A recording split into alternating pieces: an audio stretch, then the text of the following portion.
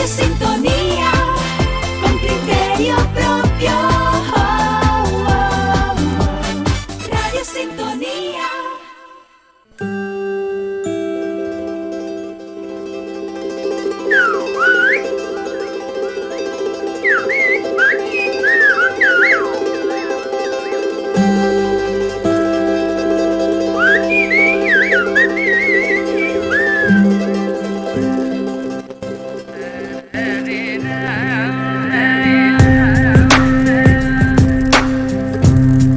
Nos da paso esta sintonía de fondo para avisarles que entramos a partir de estos momentos en el tiempo que esta casa dedica a hablar de asuntos relacionados con nuestra cultura, con nuestra sociedad, con nuestro patrimonio etnográfico o nuestro patrimonio histórico. Estamos, por lo tanto, en el tiempo dedicado a Guanil, y en una ocasión más vamos a estar en los próximos minutos con María Elena Gutiérrez Lima, doctora en antropología. Buenos días y bienvenida. ¿Qué tal? Buenos días. ¿Qué tal estamos, María Elena? Bien. Aquí con el tiempo medio raro, ¿no? Estamos ahora mismo en otoño, con calima que va y que viene, la temperatura que baja y sube y... Muy propio, ¿no? Muy propio. Dicho sea así, sí. Muy acertada. Bueno, menos agua tenemos de todo, ¿no? Sí, pero todavía queda hasta el 30 de noviembre, que llega San Andrés, tenemos todavía tiempo. Eso dice la gente mayor, ¿verdad? Claro, San Andrés, y ya después de San Andrés no llueve, ya malo es. Que las cosas están complicadas. Ajá. Bueno, pues María Elena lleva mucho tiempo trabajando ya lo comentamos siempre que está con nosotros, en las dos últimas ocasiones en este espacio Guanil. Lleva mucho tiempo, primero hablando con la gente mayor, después coordinando a gente que charla con gente mayor, ¿no? Sí. María Elena, y vamos, me imagino que la sabiduría que uno va adquiriendo de esas conversaciones o de leer esos trabajos que hace las personas que en estos momentos están, pues elaborando la carta etnográfica de la isla de Fuerteventura, esa información enriquece tremendamente, ¿no? Sí, claro que sí. Y además, yo me formé para eso, entonces se supone que creo que la importancia que tiene el testimonio, ¿no?, de la gente mayor no se puede valorar, ¿no? Porque es lo que nos queda de una... yo a veces digo... ¿Cuántos años ha tardado en generarse todo ese conocimiento? Son siglos, ¿no?, de experimentos, de repetición, de innovación, y eso no queda en una persona sola. Por eso no es entrevistar a una persona que tenga todo ese conocimiento, sino hay que entrevistar a muchas personas, porque la historia colectiva son la historia que sale a partir de lo que esa gente te cuenta, ¿no? Y a mí me parece, ya creo que lo hemos dicho otras veces, ¿no?, que eso no se puede perder, ¿no? O por lo menos intentar que no se pierda. Yo lo que te decía el otro día de que cuando vas a ver a los viejos, que yo creo que son viejos, te dicen, caramba, si hubieras venido cuando estaban los viejos, si ellos te hubieran contado, ¿no? Porque sí es verdad que nos perdimos una generación importante, ¿no? Y a través de esos testimonios, pues conocemos la sociedad en la que estamos y de la que venimos, ¿no? Una sociedad que tiene sus cosas buenas, sus cosas malas, que tiene de todo, ¿no? María Elena. Sí, por lo menos hasta donde la metodología y la ciencia antropológica puede llegar, ¿no? No puede ir más allá de... Para eso están otras, ¿no? Que en la historia o la arqueología, ¿no? Pero nosotros hasta donde llegamos, sí es la manera de rescatar que tenemos todos esos conocimientos, ¿no? Bueno, pues hoy el programa va a estar dedicado a la artesanía y a los oficios tradicionales, según la propuesta que nos ha hecho el Departamento de Patrimonio Histórico del Cabildo Insular de Fuerteventura. Yo me voy a permitir saludar sobre todo a Carmen Lola, que es una mujer que yo sé que está siempre muy pendiente de este espacio, y coordinándolo desde el Cabildo Insular de Fuerteventura, desde el área de patrimonio. Artesanía y oficios tradicionales. A mí hay una frase que me ha gustado mucho que dijo fuera de micrófono hace un momentito nuestra invitada, Elena, y decía Elena que no hay gente nueva en oficios viejos ahora mismo en Fuerteventura, que es complicado, que es difícil, que hay pues personas que sí, que se incorporan, pero muy poquitas, ¿no? Y yo le decía que eso ocurre tanto en la artesanía como en los oficios tradicionales. Ocurre tanto en la ganadería, ocurre tanto en la pesca, en la agricultura, que parece que todo lo que es mirar atrás o mirar al pasado cuesta, ¿no? Y bien, María Elena me comentaba que pues que hay una situación económica que ahora mismo permite otras salidas y que permiten otros oficios y que permiten otra vida, en definitiva, ¿no, María Elena? Sí, yo creo que es cuestión de contexto, ¿no? Y a mí, cuando nos hemos encontrado así técnicos de otros cabildos o simplemente en jornadas donde discutimos el tema de la artesanía, de qué manera se puede reactivar a nivel social y cultural y a nivel económico, ¿no? Yo suelo siempre decirles que, porque me acuerdo de encontrarme con gente, por ejemplo, de Castilla-La Mancha, ¿no? Que ellos ahí han vivido un proceso de paro intenso durante mucho tiempo y con las ayudas europeas han articulado talleres de empleo, pero ahí yo sí veo un interés por los jóvenes porque es como quien dice, una fuente de empleo, ¿no? Ujú. Aquí es más difícil. Aquí primero, es verdad que los oficios tradicionales o las actividades tradicionales se valoran poco. Se valora un poco desde los jóvenes porque los que somos menos jóvenes tampoco los valoramos tanto. Una sociedad que no valora lo que es el pasado, lo que no tiene, no puede transmitirle a los más jóvenes esa valoración. Eso es así, ¿no? Y por otro lado, la artesanía ahora mismo como sector económico, no hablamos ya de patrimonio cultural, evidentemente no es un sector en alza. No hay ahora mismo alguien que, excepto unos pocos, que puedan vivir de la artesanía como actividad económica, ¿no? Entonces, eso también, si tú sabes que, por ejemplo, los talleres de empleo que organizamos y eso, tú sabes que ahí puede salir igual una persona o dos, que está bien. Yo a veces cuando digo, bueno, por lo menos sale una o dos, ¿no? Pero también es más fácil y está mucho más reconocido, incluso a nivel social, que tú trabajes de peón en la construcción, Sí. o de oficial, y eso ya es otra categoría, pero de peón en la construcción, mucho mejor pagado y mucho más valorado socialmente que ser artesano, ¿no? Ser artesano, que no eres artesano artista, que es la otra vertiente que puedes tener otras salidas, sino artesano solamente, ¿no? Entonces, si tú sabes que no vas a ganar a veces ni 100.000 pesetas al mes, incluso menos, hay oficios como las caladoras que ganan menos que eso al mes, ¿no? Y es un trabajo bastante duro, ¿no? Y complicado y especial, ¿no? Entonces, a los jóvenes eso no es vendible, ¿no? Que tú vayas, pues no, que eres artesano, pues ya no es en qué trabajas, ¿no? Sino hoy, lo que comentábamos antes, ¿no? Casi está más, la identidad se construye más alrededor de qué vas o qué haces, que quién eres o en qué trabajas, que era como de otra generación, ¿no?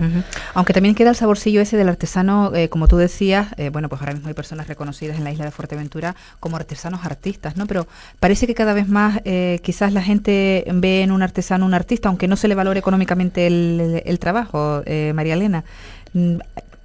Depende también de dónde nos movamos, ¿no? Pero hay una parte importante de la sociedad que considera que son verdaderos artistas, ¿no? Si estamos hablando de gente que lleva ya años y años, prácticamente toda la vida, ¿no? En la artesanía, tienen una parte importante de eso, ¿no? Sí, de es una artista. discusión viejísima, me refiero, y actual.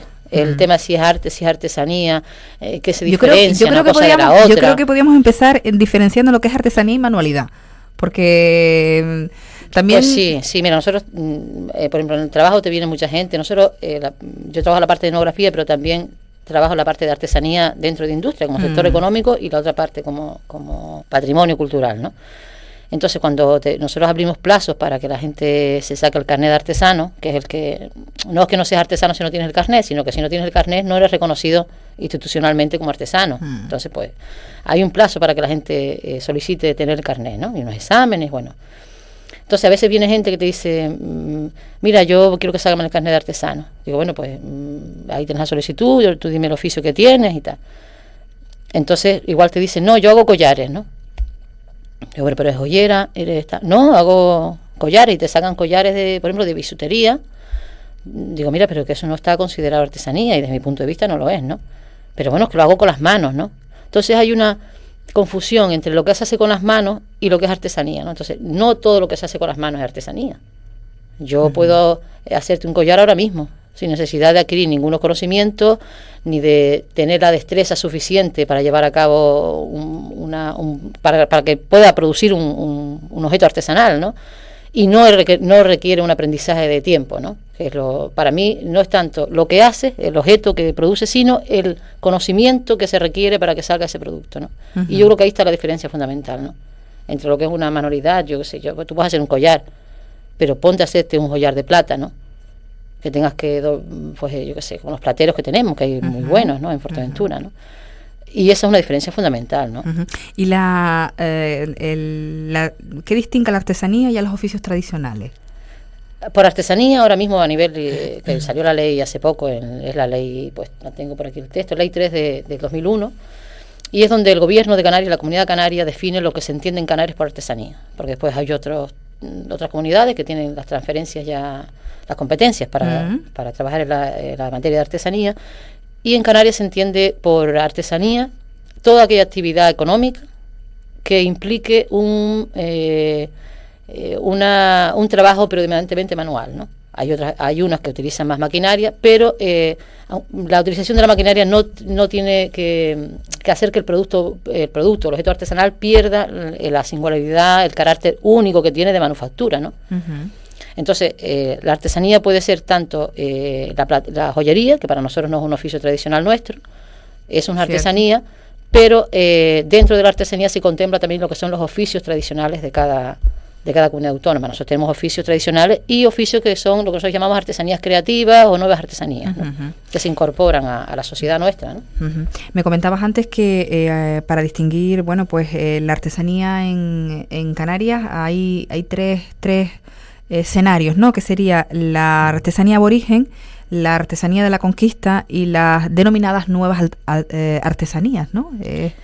Son tres escenarios que tú contemplas. Sí, y esa diferencia entre una artesanía y otra vienen más casi sacadas de lo que se puede decir la misma sociedad, el cambio que nosotros hemos tenido, ¿no?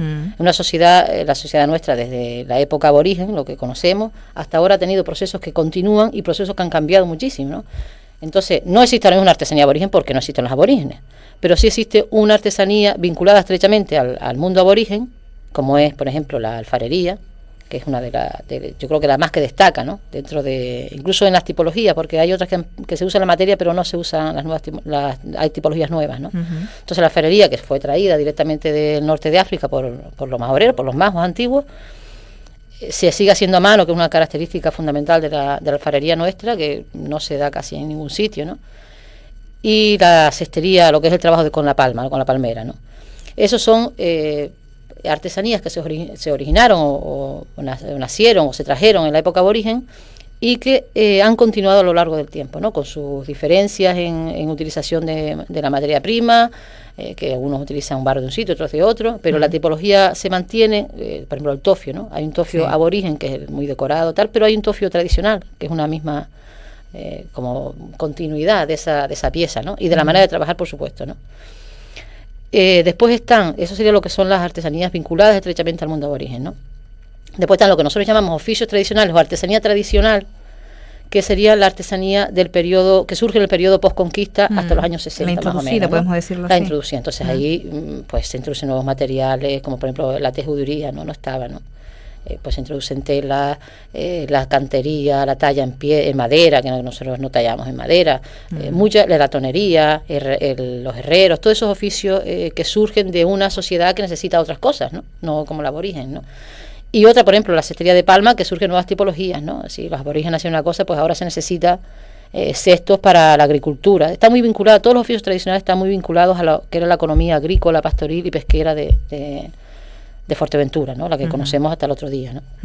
Y por último está las artesanías nuevas que se producen, yo creo que en el periodo último de los 25 años, 30 años, ¿no? Las últimas décadas, que se incorporan con nuevos pobladores, como quien dice, toda la gente que ha venido de afuera, nuevas artesanías también, ¿no? Y son como tres modalidades que responden a eso, a los cambios que han habido en la sociedad, ¿no? Vamos a quedarnos con una parte de la definición que nos ha hecho María Elena. Concretamente vamos a hablar de la alfarería, con quizás un poquito más de detenimiento. Vamos a hablar de los trabajos hechos en palma, que es como le gusta denominarlos a María Elena, y vamos a hablar de algo que ha sido muy importante o que ha representado mucho, no sé si económica o patrimonialmente para la isla de Fuerteventura, que son los calados. Alrededor de los calados me decía María Elena que bueno, que hay, yo no conocía incluso, supongo que muchos oyentes sí, la figura está del intermediario, ¿no? No sé si es intermediario o intermediaria. Generalmente intermediaria. Intermediaria, porque estamos hablando de oficios de mujeres. Es que curiosamente los oficios tradicionales que más artesanos tienen son oficios realizados antiguamente por mujeres. Muchos de ellos siguen siendo absolutamente femeninos y otros ya se han incorporado hombres y mujeres, ¿no? Pero por ejemplo el calado, que son las caladoras, ahora mismo suponen el porcentaje más alto de artesanos de Fuerteventura, ¿no? Pero con diferencia, creo que las caladoras son un 26%. Tenemos 153 artesanos, pues las caladoras son un 26%. La alfarería y la palma están más o menos parejas. La alfarería creo que son un 11% de gente que la trabaja y la palma un 10%, ¿no? Después ya los demás son ya porcentajes bastante pequeños, de un 6, un 4, casi nadie supera muy pocos, ¿no? De los creativos superan ese número, ¿no? Y curiosamente son actividades artesanas realizadas por mujeres, ¿no? O tradicionalmente realizadas por mujeres. Y curiosamente las que también han perdurado en el tiempo. Sí, yo creo que por razones... Porque si luego miramos la lista que ahora mismo maneja nuestra invitada, pues la mayoría de los oficios que han desaparecido, por ejemplo, bueno, pues eran oficios que hacían los hombres, que desempeñaban los hombres, ¿no? Curiosamente. Curiosamente, y tiene yo creo que una explicación lógica también, ¿no? Las artesanías pertenecían al mundo como que se llama, el mundo tradicional, ¿no? Entonces casi todas yo creo que por eso las mujeres eran las que las hacían, ¿no?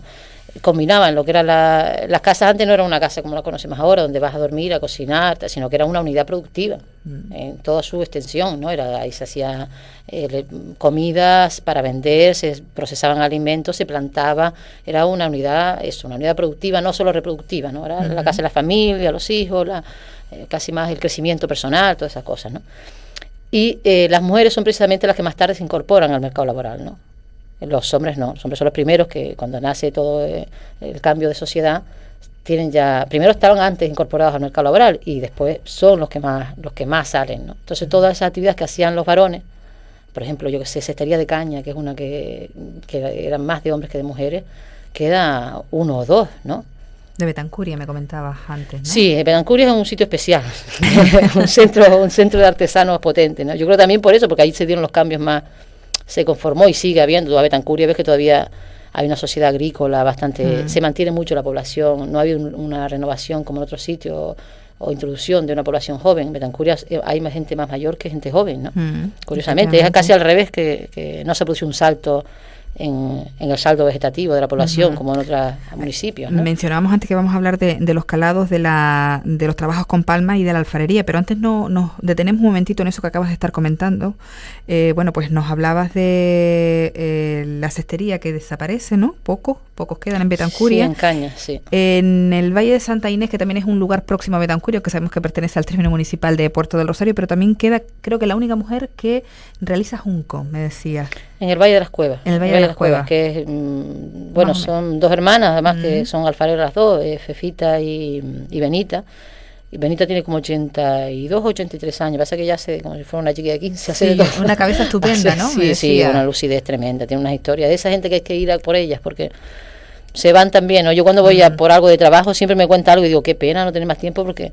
Caramba. La mujer da. Bueno, da y sabe mucho y conoció mucho y es muy lúcida, ¿no? Te has contado unas historias que te han dejado a ti encantada. Sí. Con ella hicimos un poco lo que era la recuperación de lugares donde se extraía o se recolectaba el junco, porque curiosamente con José Antonio, que es de Medio Ambiente, del Cabildo, él me ayudó un poco a localizar sitios donde se creía que había junco por el agua que corría por los barrancos. Uno es Gran Barranco en Betancuria, creo que el Valle Cerejo, atrás es otro.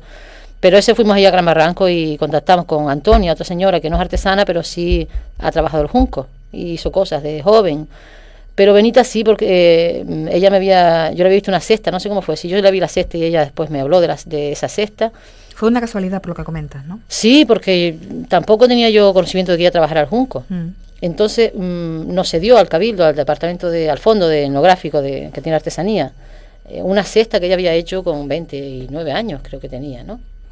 Entonces, a partir de esa cesta, empezó a contar que la madre era cestera como ellas, hacían, que iban al Cotillo, me iban historias de estas que iban por todos los llanos hasta el Cotillo, cargado el burro de cesto, que no se veía el burro, cargadísima de cesto, a vender a los puertos de mar las cestas esas, ¿no? Y la intercambiaban por pescado, en otros sitios oportunos, esos intercambios local, ¿no? Que era una manera de sobrevivir, ¿no? Y esta mujer, esa cesta llegó, ella dice que porque la hermana no tenía chiquillos y no se la destrozó. Pero entonces esa cesta llegó y entonces estamos intentando un poco ver cómo se recolectaba el junco, el proceso de trabajo que lleva, reproducir esa pieza, porque nos interesa tener la pieza de esa reproducción. Y la pena es que esta mujer ya es mayor y ella no está por la labor de estar moviéndose, dando cursos de un sitio a otro, comprensible, ¿no? Pero sí invita a gente que quiera aprender a su taller, que ella, mientras a ella le partan el junco, se lo vayan a traer y esas cosas que no puede hacer ella ya, pues encantada. Ella no tiene ningún problema encantada, al contrario. En enseñar a la gente, ¿no? Bueno, pues otro oficio que desaparece es el de latoneros. Queda una persona que aprendió no hace mucho tiempo de un maestro. Sí. Tiene incluso un librito que sacó la red de museos, sacó ese libro junto con el servicio de publicaciones sobre el oficio de latonero, ¿no? Él procede de Gran Canaria, aprendió ya con un maestro, pero aquí también aprendió con Ramón, el herrero, latonero que había en Puerto, ¿no? Y pues bueno, pues él está arriba en la Alcogida, que lo bueno es eso, que está en un sitio donde la gente lo ve trabajar, hace cosas, la fragua se trabaja poco, pero es un oficio no tenía tanta representación en Fuerteventura antiguamente, no había gente, pero no es un oficio de los más... y por eso igual queda también pocos, ¿no? Porque entre los que desaparecieron o están a punto de desaparecer, ¿no? Mencionabas antes el herrero. También herreros son oficios, que son oficios que estaban para uso concreto, ¿no? De cosas, se rompía esto. De la sociedad del momento. Claro, y habría uno o dos, tampoco habría más, ¿no? Entonces... quizás podamos tener un poquito más de suerte con los curtidores de pieles después de las restauraciones que están haciendo en Pájara, o tampoco. Tampoco. Ni como exhibición siquiera. No, hay un proyecto ahí que yo no sé, eso lo lleva más el ayuntamiento, ¿no? Pero sabes que en Fuerteventura estaban casi las últimas tenerías, creo que de Canarias, si no me equivoco, funcionó hasta los años 50 por ahí, y todavía queda gente que sabe perfectamente lo que se hacía en un sitio, en otro, cómo eran las fases, es muy reciente, ¿no? De la pérdida, ¿no? Una nona, Antonia Pereira, hizo un trabajo también desde el Cabildo con todo el funcionamiento de las tenerías también, pero eso ya funcionaba como fábrica. Después sí sabemos que en Fuerteventura son mucha la gente que fabrica zurrones sin ser artesanos, me refiero que no están reconocidos como artesanos, pero fabrican zurrones, para los zurrones para amasar el gofio, ¿no? Sí. Y eso sí sigue siendo una artesanía también vinculada a la sociedad aborigen, ¿no? Del cultivo de pieles, ¿no? Después ya la tenería no. Lo que sí ha hecho el ayuntamiento en colaboración con el Cabildo fue recuperar las tenerías físicamente, me refiero, dejarlas como ya en proceso de que se puedan utilizar, ¿no? Muy bien. Y nos quedamos finalmente con los carpinteros de Ribera. Ese es otro oficio que una pena que desaparezca. Miren que me encanta un barco. Es precioso. Y sobre todo un barco de madera. Yo cuando oigo a los marineros, porque es verdad, no sé si todos, pero yo cuando he hablado con algunos de ellos, te hablan del barco de madera, es otra cosa. No es igual que el de fibra. No, porque mira, había una subvención, eso también una vez en una jornada con gente de Asturias, de los carpinteros del Cantábrico, de los pescadores del Cantábrico, también decían ellos que claro, no es que los pescadores quisieran el barco de fibra, porque sí, sino que la Comunidad Europea estaba subvencionando los barcos de fibra y los otros no. Entonces, claro, cuando el 30%, no sé cuánto era, una pasada del porcentaje del costo, ¿no? Lo cubre Europa, pues claro, la gente tiende a hacer esos barcos de fibra, ¿no? Después es verdad que requiere menos mantenimiento que un barco de madera.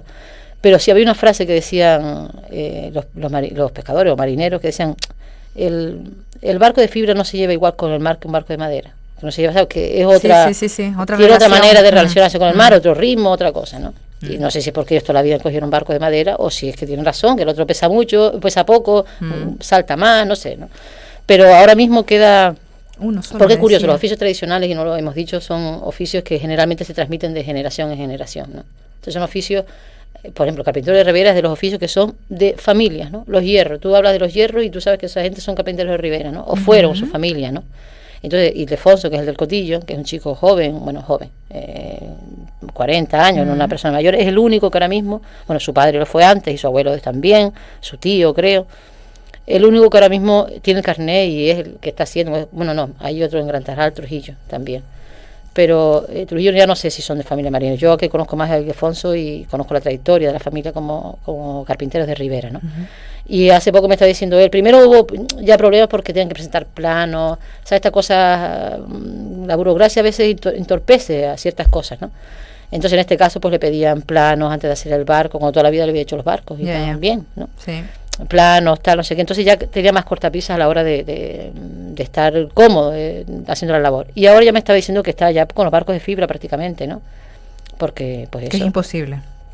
Sí, ya casi lo de que es el término carpintero de Ribera ya no existiría en ese sentido, porque ya no eres carpintero, ya construyes barcos de fibra, ¿no? No sé, yo tampoco lo he visto construir ese barco, pero bueno, ir a su taller es una maravilla. Bueno, yo mencionaba antes como último carpintero de Ribera, pero nos quedan los tejedores o tejedoras. Ese es un oficio que también era de mujeres, claro, el de tejedor. Y ahora mismo, carnet tienen esta Lolita abajo en Antigua, Felipe Marrero, Sí, que que es lo muy conocemos, conocido, la gente sí. lo conoce mucho porque es de los que se ha encargado además de recuperar parte de tanto los objetos que salieron de esa producción de tejudería, hasta los conocimientos y materias y trajes, vestimenta. Ha hecho un trabajo muy bueno Felipe con eso, ¿no? Y es poco la gente que está también, que también es de Antigua, curiosamente, María Teresa, que María trabaja Teresa, en sí. la Alcogida, que está tejiendo arriba, pero muy poquito, muy poquito. Yo creo que de los oficios así que siguen vigentes, pero y que son tradicionales, que son carpinteros de Ribera, tejedores, cestería de caña, que quedan pocos, porque es un trabajo que requiere mucha fuerza, la gente mayor ya no está para eso, sobre todo, y por qué no incorporación de gente joven, ¿no? Bueno, volvemos a lo que sí se mantiene en Fuerteventura y que ha sido en muchos casos, bueno, pues, o ha significado para muchas familias, sobre todo ingresos económicos. Me parece que han sido de las pocas cosas que podemos exportar de Fuerteventura, que son los calados. Y tú me comentabas que, bueno, que en torno al calado hay, bueno, pues un auténtico movimiento, ¿no? De personas. No sé, también es una artesanía que se ha pasado de madres a hijas. Es algo que se ha, bueno, pues movido siempre dentro de lo que es de una generación a otra. María Elena. Sí, ya decíamos antes que es de las artesanías importadas, ¿no? Que vienen de afuera. Bueno, unos dicen que hay varias corrientes hay varias opinión. corrientes. Yo estoy más por la segunda, pero una dice, así en breve, que el calado ya se hacía en las casas, en el ámbito doméstico, antes de que se empezara a exportar a nivel internacional, ¿no? Que son las casas inglesas, las casas exportadoras inglesas que se asientan en Canarias y empiezan a exportarlo, ¿no? Y otras dicen que no, que vino expresamente a eso, ¿no? Se trajeron para que se produjera aquí esa manufactura y venderla y comercializarla, ¿no? Eso fue a finales del 19, finales del 19, principios del 20, ¿no? Que se establecieron casas exportadoras, habían como 10 o 11, se calcula que eran 10.000 o 12.000 mujeres en toda Canarias trabajando el calado, ¿no? E incluso hay una anécdota graciosa que me encontré yo cuando estaba trabajando ese tema más así en profundidad, que incluso hubo una casa exportadora inglesa que se llevó caladoras canarias a Japón para que enseñaran allí las técnicas del calado, que por eso es el tema de la competencia de los calados orientales. Sí, porque ahí había más la artesanía así a nivel de manufactura siempre se ha nutrido de la mano de obra barata, ¿no? Entonces la sacas de un sitio de hecho cuando los ingleses introducen aquí esa artesanía es para expandir la producción a base de mano de obra barata, como el mantón de Manila, todas estas artesanías así manufacturadas, ¿no? Que tampoco es español, sino que procede de Manila, ¿sabes? Que hay esas cosas tan españolas que no son españolas, ¿no? Y entonces con el calado pasa más o menos lo mismo, ¿no? Es una artesanía que se introduce, que ni siquiera, desde mi punto de vista, porque en Fuerteventura, si tú vas mirando la vestimenta tradicional, la que se entiende como que fue vestimenta del siglo XVIII, XIX... No aparece el calado. No aparece el calado aparece solamente en el traje que decimos típico, que es el traje de Néstor, el de que Néstor, confecciona sí, Néstor, ¿no? el gorro grande, sombrero grande. Sí, es verdad que ya una vez que se introduce como artesanía, pues ya sean visillos en las casas, todo el ajuar doméstico, blusas, sí se empieza a utilizar, ¿no? Pañuelos, todas esas cosas. Pero no existía, desde mi punto de vista, no existía con anterioridad, ni hay datos para decir que existía. Si aparecen ya diremos otra cosa, pero en principio no, ¿no? Y ha sido de las artesanías que más prestigio y reconocimiento ha tenido a nivel internacional, ¿no? Se decía que el buen trabajo que tenían. Eso sí, tenía mucho prestigio, pero se pagaba poco, ¿no? Las condiciones de vida, hay relatos que son tremendos, las condiciones de vida de las trabajadoras, ¿no? Porque eso se inició primero en talleres, que eran los tipos, se le llama en economía se llama el putting out system, ¿no? Que es el empresario que reparte la tela a una intermediaria y esa intermediaria se encarga de distribuir el trabajo entre las trabajadoras. Exactamente, ¿no? Eso se da aquí en Fuerteventura con los calados antiguamente, en la India se da con los encajes, los mantones en Manila en Andalucía, y hoy en día a nivel mundial ¿Y se sigue manteniendo en Fuerteventura esa forma? No, porque ya no es un trabajo, ya la gente no requiere ese trabajo para sobrevivir. Hay alguna gente que sí saca un dinerito de eso, pero no es. Ese trabajo se introdujo en los sectores populares agrícolas, porque no eran suficientes los medios, los ingresos, las que sí. Y entonces las mujeres de los sectores populares son las que más iban a aceptar esas condiciones míseras, ¿no? Porque en algunas circunstancias ellas te dicen, pues era para escapar, Sí, porque ¿no? Con eso. fíjense ustedes la cadena, hay un señor que proporciona la materia prima a una intermediaria y esa intermediaria pasa a las trabajadoras, o sea que el inicio de esa cadena es al final el que menos cobra, ¿no? Claro, y antiguamente se cobraba por paños, ¿no? Bueno, hoy también.